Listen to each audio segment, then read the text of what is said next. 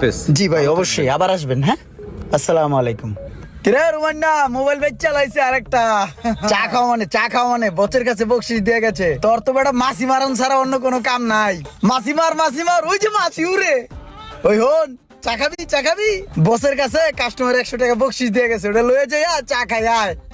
তুই একটা কাজ করিস, বকশিসের টাকা জমাইয়া মার্কেটের সামনে ফুটপাতে একটা দোকান দিস, ওখানে হেডফোন, চার্জার, কট এগুলো বেচিস, ভালো লাভ হইব।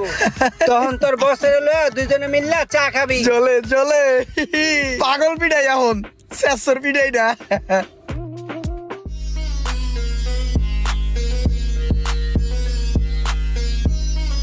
ইমরান ভাই, ভালো আছো নি? হ্যাঁ ভালো। ভাই, তোমার লয় কি আমার কোনো শত্রুতা আছে নি? হ্যাঁ। তাহলে যে তুমি আমার খালি পিটাইতে চাও, এটা কি ঠিক ভাই? কও, আমি অনেক কষ্ট পাই। আচ্ছা শোনো, আজকে